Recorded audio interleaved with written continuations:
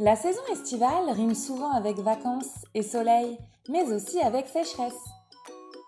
Alors cet été, si on en profitait pour en savoir plus sur la ressource la plus importante pour notre écosystème et indispensable à la vie, j'ai nommé l'eau. L'eau, c'est un peu plus de 70% de la surface de la Terre.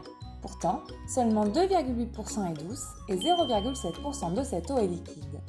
Et oui, sur notre territoire, l'eau est visible à travers nos rivières, la Vilaine, la Seiche, l'Iègne ou encore la Quincampoix. Mais c'est aussi l'eau qui coule à notre robinet et celle que nous rejetons.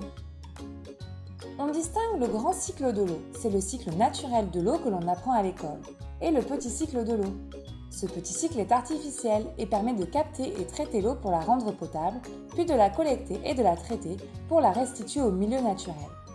Et oui, l'eau est omniprésente, mais seule une très petite quantité est disponible pour l'eau potable. Chez nous, la quantité et la qualité de la ressource sont gérées par différents acteurs. Le CIMEVAL assure l'accès à l'eau potable pour tous, les communes gèrent l'assainissement des eaux usées, les syndicats de la Seiche et des rivières de la Vilaine amont travaillent pour l'amélioration de la qualité de l'eau et notamment entretenir et restaurer les cours d'eau.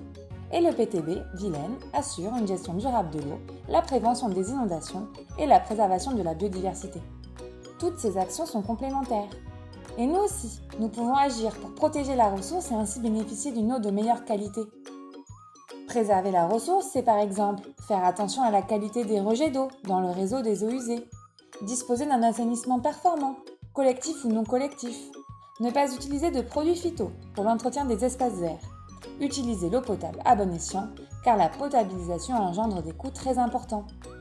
Économiser la ressource, c'est aussi ne pas laisser couler l'eau, utiliser une bassine pour la vaisselle, faire des machines à laver pleines, prendre une douche plutôt qu'un bain, ou encore installer un économiseur d'eau pour les toilettes, un brise-jet pour les robinets et la douche.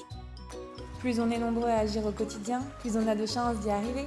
Ensemble, c'est plus chouette.